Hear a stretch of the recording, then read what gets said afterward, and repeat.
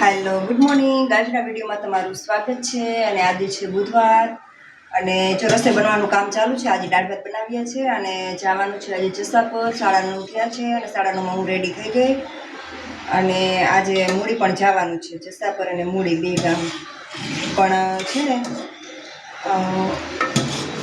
હું કોઈ દિવસ ખાઈ નથી જાતી। સવારમાં રસોઈ બનાવી નાખી હોય પણ હું જાઉં ને એટલે હું કોઈ દિવસ ખાઈ ન જાઉં, ઘરે આવીને પછી જ ખાઉં। અને આજ છે ને આજે હું ખાઈ જાઉં કેમ કે આજથી મેં મારી જીવનશૈલીમાં થોડોક બદલાવ કર્યો છે। એટલે એમ કે સુગર બહુ લેતી હતી ને, ખાંડવાળી ચા બહુ પીતી હતી ને, બીજું ચા મેં ઓછી કરી। એટલે આજથી હાવ મેં મોડી ચા બનાવી। મોડી એટલે આમ રોજ બનાવું ને એટલી ગળી નહીં, થોડીક આમ મીડિયમ ગળી એવી, થોડીક ધીમે ધીમે ઓછું થાય કે એક આમડું કાંઈ ઓછું થાય નહીં।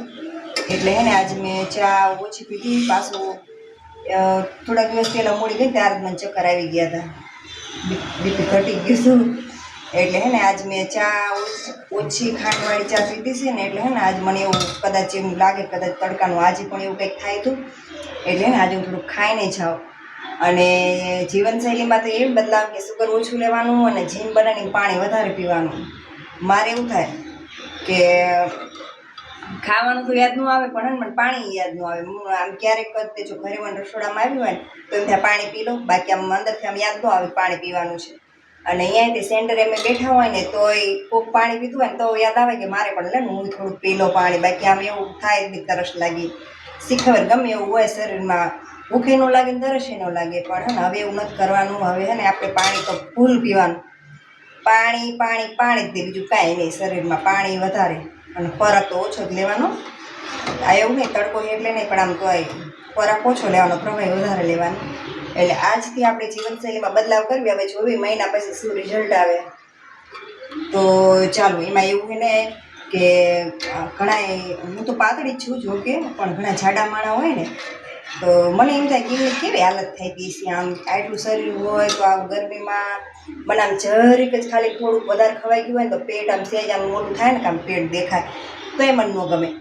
એટલે હે ને મારે પેટ પણ હાવ ઓછું જ કરી નાખવાનું, હાવ સપટ, કેમ કે કાંઈ હોવું જ ન જોઈએ પેટ। પાણી જ નકરું પીવાનું, ખાવાનું ઓછું। તો ચાલો આજે આપણે, મેં તો મારી જીવનશૈલી બદલી છે તો તમે પણ બદલવા માંગતા હોય આગળ, એમ કે જો અત્યારે આપણે 30 વર્ષની ઉંમર તો વટી ગયા હોય અને ગમે એ રોગ થાય ને તો 30 વર્ષની ઉંમર પછી જ થાય।